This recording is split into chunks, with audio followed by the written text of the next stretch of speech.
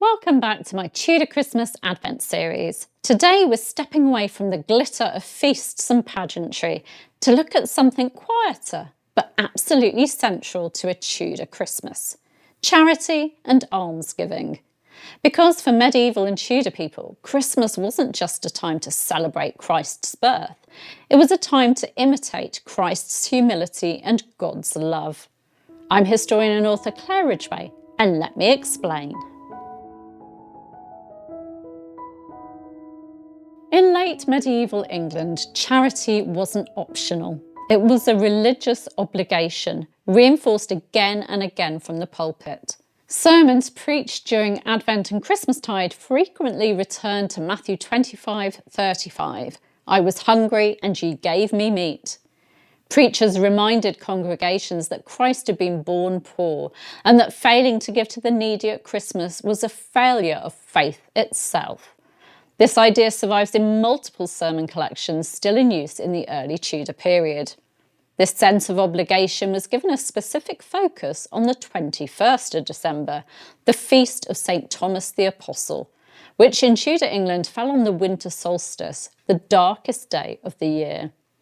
As historian Sophie Jackson explains in The Medieval Christmas, St. Thomas, traditionally believed to have been a carpenter and revered for his generosity, became closely associated with almsgiving.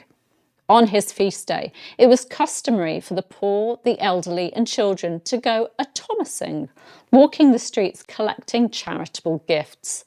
And this wasn't seen as begging, but as a recognised and expected practice.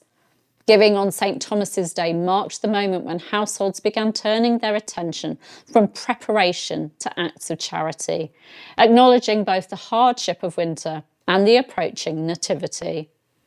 A traditional rhyme captures the atmosphere of the day. St. Thomas Day, St. Thomas Grey, the longest night and the shortest day. In many ways, St. Thomas's Day set the tone for a charitable Christmas. Great households were expected to give visibly.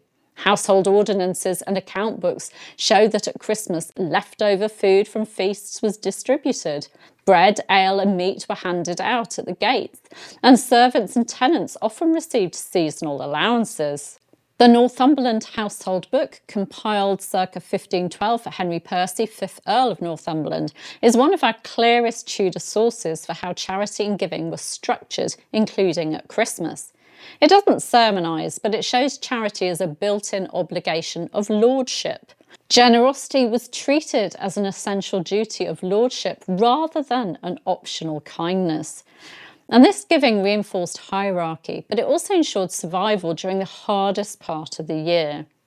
Royal charity was public and symbolic. Henry VIII and Elizabeth I both gave alms at Christmastide, not privately, but in ways designed to be seen. And this wasn't hypocrisy, it was how Tudor society worked.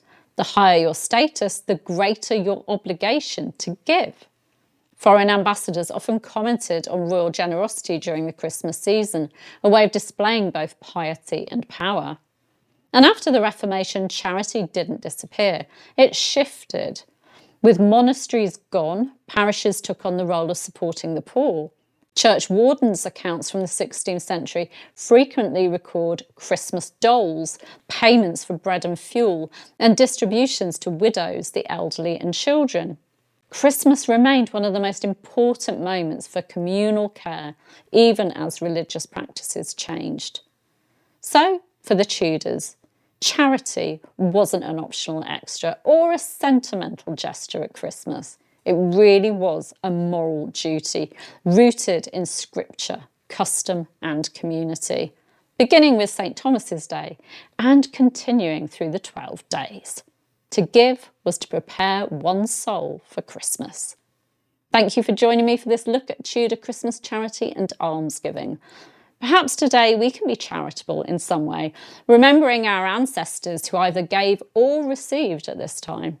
Doesn't necessarily have to be financial. We can be giving of our time, our knowledge and expertise, or physically help someone. And I'd love to hear from you in the comments what you think about Tudor and medieval views on charity. I'll see you tomorrow for more Tudor Christmas history. Bye-bye.